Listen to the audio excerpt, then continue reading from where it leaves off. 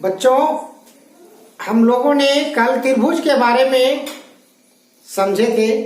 त्रिभुज कितने प्रकार के होते हैं, कोण के आधार पर और भुजा के आधार पर हम लोगों ने दोनों प्रकार के त्रिभुज सीखे थे। और आज हम लोग त्रिभुज का पहले क्षेत्रफल सीख लेते हैं, उसके बाद हम लोग परिमाप सीखेंगे। तो त्रिभुज का क्षेत्रफल कैसे निकालें, तो देखा जाए सबसे पहले आप सभी त्रिभुज को देख पा रहे होंगे।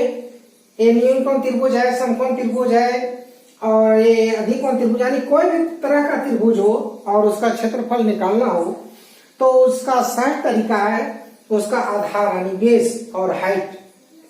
इसमें भी आधार है, हाइट है, इसमें आधार है, हाइट नहीं है, तो इसको हाइट को हम लोग प्राप्त करेंगे और इन त्रिभुजों में भी हाइट को हम लोग देखेंगे। तो देखते हैं।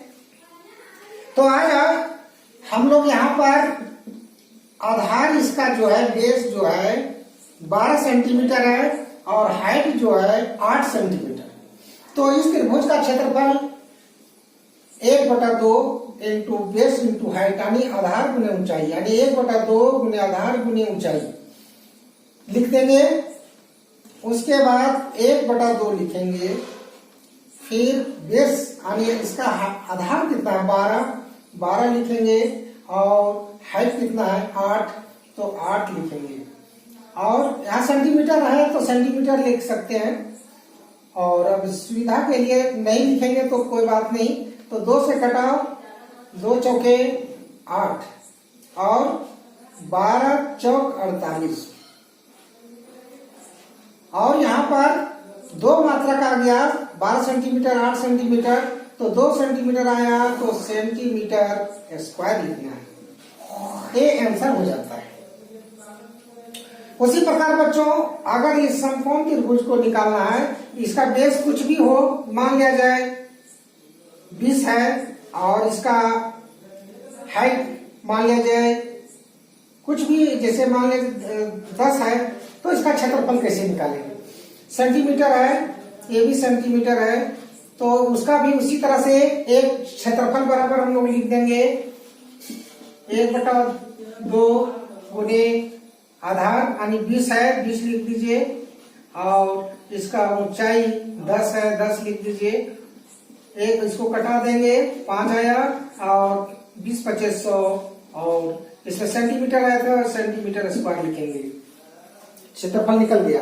अब है कि हम लोग इसको कैसे निकालें, तो इसको हम लोग इसी लाइन में हम लोग इसको बढ़ाते हैं और इसको हम लोग इसको डॉट से दिखाते हैं और यहाँ पर 90 डिग्री बनाते हैं।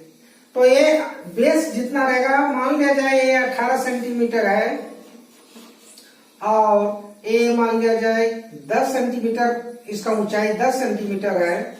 तो कैसे निकालें, तो इसका भी क्षेत्रफल बराबर हो जाएगा आपका 1/2 आधार, बेस तो वही 18 है और आपका ऊंचाई हो जाएगा 10।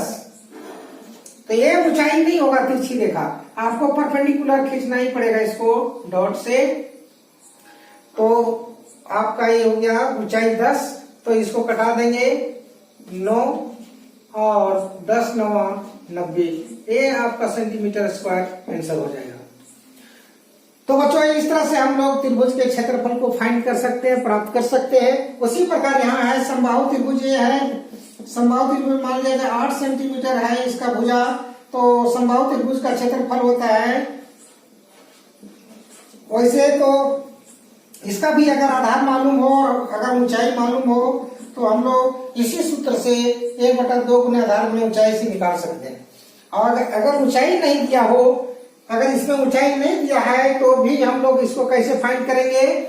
इसका एक सूत्र होता है √3/4 इंटू भुजा स्क्वायर, साइड स्क्वायर होता है, और तो √3/4 इंटू 8 अगर भुजा है, जो भुजा है भुजा लिख देंगे, 8 है तो 8 का स्क्वायर लिखेंगे। अब यहाँ पर हो गया 8 8 64 64/4 64 हो गया इसका 8 64 और यहाँ हो गया √3/4। अब इसको कटा देंगे तो हो जाएगा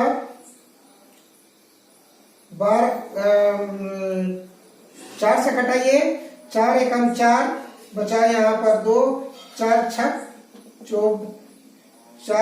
24 यानी 16 चौका 64 यानी 16√3 सेंटीमीटर स्क्वायर आपका आंसर हो गया। तो इस तरह से हम लोग फाइंड कर सकते हैं बच्चों, √3/4 इंटू भुजा स्क्वायर, और 88 64 हो गया, √3/4 लिख दिए, और इसको कटने लग रहा था तो कटा दिया जाता है, और कटाने के बाद इसको हम लोग यहाँ लिख देते हैं, √3 रहेगा। इसमें भी हम लोग हाइट इसको प्राप्त करके इस सूत्र से निकालेंगे, इसमें भी हाइट यहाँ पर फाइंड करके निकाल करके हम लोग त्रिभुज का क्षेत्रफल निकालेंगे। तो बच्चों ये आप लोग त्रिभुज का क्षेत्रफल सीख लिए, अब इसका परिमाप थोड़ा सीखने का प्रयास करेंगे हम लोग। थोड़ा सा ज्यादा नहीं दिमाग लगाना है, हल्का दिमाग लगाइए और उसको प्राप्त कर लीजिए। रहने दिया जाए इस शब्द को। तो बच्चों देखा जाए, जैसे मान लिया जाए इस त्रिभुज का न्यूनकोण त्रिभुज जो यहाँ पर है, इसको हम लोग अगर निकालना चाहेंगे परिमाप, अगर ये है 7, ये है 8 और ये मान लिया जाए 10, तो इसका परिमाप क्या होगा? परिमाप जानने के लिए थोड़ा ध्यान देना होगा। परिमाप में है कि इसके चारों ओर का माप, यानी चारों ओर के मापों को जोड़ दिया जाता है। जैसे 7 है और 8 है, 10 है, तीनों को जोड़ दो, 7 + 8 + 10, 8 7 15, 15 और 10 25। अगर सेंटीमीटर है तो सेंटीमीटर लगा देंगे, और मिलीमीटर रहेगा तो मिलीमीटर, मीटर रहेगा तो मीटर। तो इस तरह से निकाल लिया जाता है। किसी भी त्रिभुज में तीनों भुजाओं का योग परिमाप होगा, चाहे कोई भी त्रिभुज हो, उसकी भुजाओं का माप हम लोग जब ये मालूम है तो उन भुजाओं को के लंबाई को माप करके हम लोग उसका परिमाप ज्ञात कर सकते हैं। लेकिन समबाहु त्रिभुज में कभी कभी एक ही भुजा दिया रहता है, तो उसको परिमाप निकालने के लिए क्या करेंगे? इसका परिमाप निकालने के लिए हम लोग, जैसे 8 है तो यहाँ 8 × 3 लिख देंगे, और 8 या 24। ये हमारा हो गया। सेंटीमीटर है तो सेंटीमीटर लिखेंगे, इसमें स्क्वायर हम लोग नहीं लिखेंगे।